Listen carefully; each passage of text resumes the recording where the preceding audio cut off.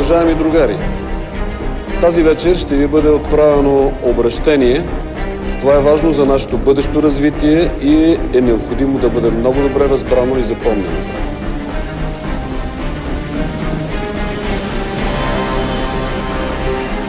Във връзка с настъпващите промени, на нас ни предстои следното. Относно БКП. Да се учреди партия, дистанцирана от старите и компрометирани социалистически пасиви, с запазен контрол върху финансовия ресурс.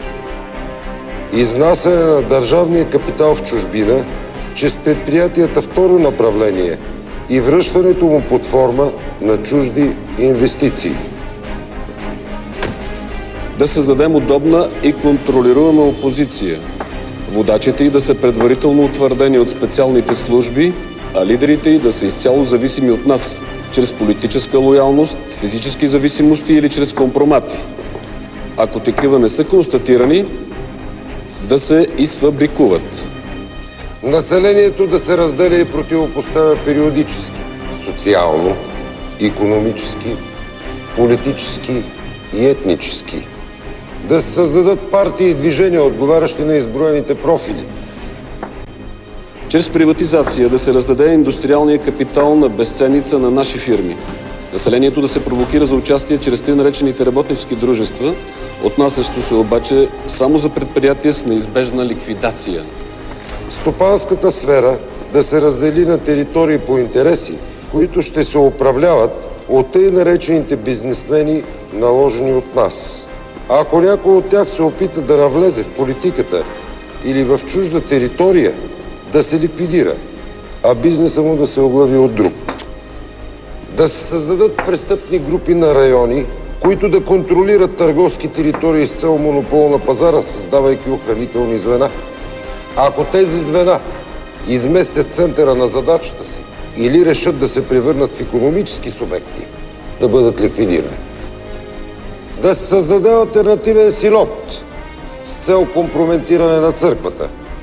Да се разреши навлизането на секти, да се отклони вниманието от основните устои на църквата, за да може да се ползва материалната и имотната й база безконтролно. Медиите да се ръководят от хора, които сътрудничат с нас. Добри специалисти, но без склонност към анализ. Създаващи критични интервюта за актуални проблеми, но без да се стига до ликвидиране на причините за тези проблеми. Всички закони, укази и разпоредби да се формулират така, че да нямат точно и прецизно тълкование. Милицията.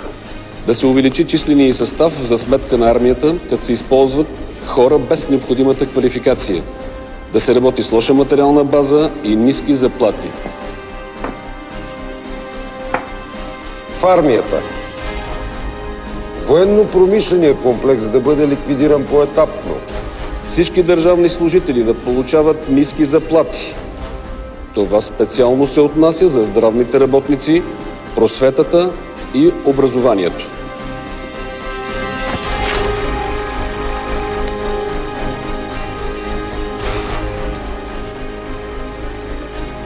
Най-добрите учени на планетата, другарите от Съветския изследователски институт, извършиха поредния революционен експеримент.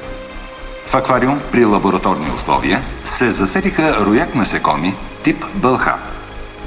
Съдът се затваря херметически, като в него се подсигуряват елементарни количества въздух, храна. След няколко дни съдът се отваря и нито една бълха не го напуска. Дори и ако ограничителните стени се премахнат, роякът продължава да съществува, единствено спазвайки тази територия до края на живота си. Директивите са доведени до знанието на другарите. Вече няма другари. Време е да отворим аквариума.